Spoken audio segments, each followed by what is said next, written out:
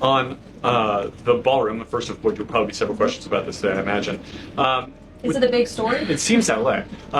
The president's cost estimate has changed several times. I think it's up to $300 million now.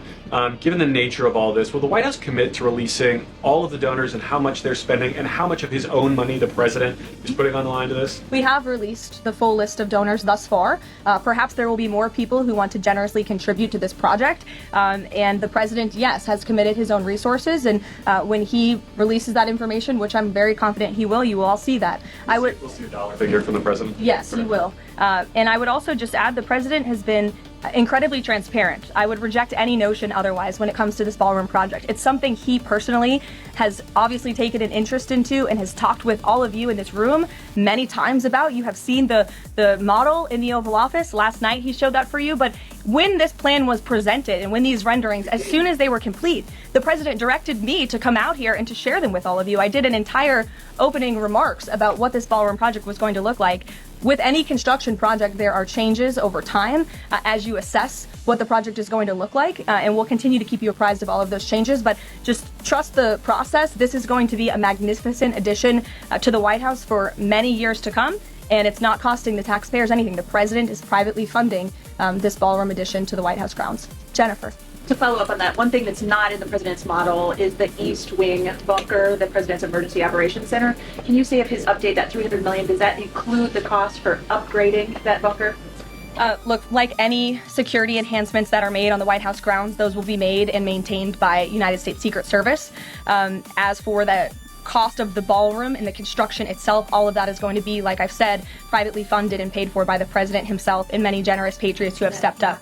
So the White House has explained that the reason you didn't submit construction plans to the NCPC is because that commission, along with others, don't have oversight over demolitions, but only over construction.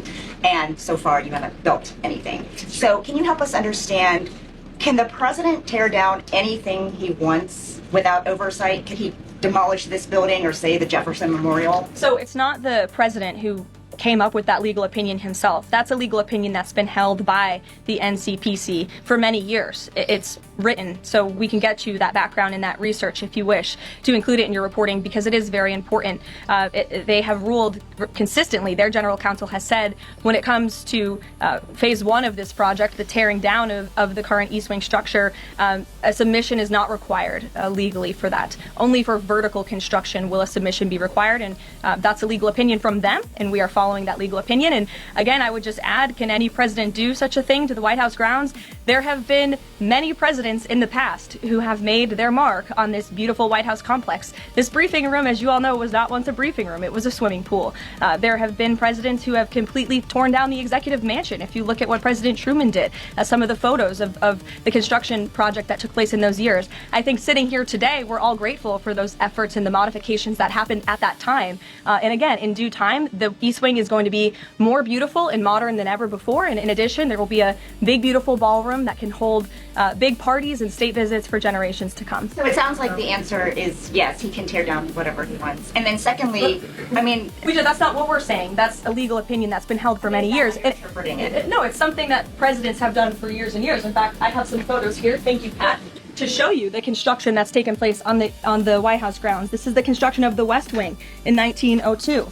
Look at this, the construction of the West Terrace in 1902. These images look quite similar to what you and the American people are seeing today, the construction of the East Terrace as well. You look at the construction of the West Wing expansion in 1934. So look, this is a legal opinion that's been held for many years. Look at, this is 1950. That looks a lot like what you were seeing today. Can he demolish anything he wants? What do you think that rubble is? How did that rubble get there? Right, so I'm asking, and then back to the donors. Go ahead, Reagan. Many of them are... Two questions, Reagan, go ahead. One on immigration and another.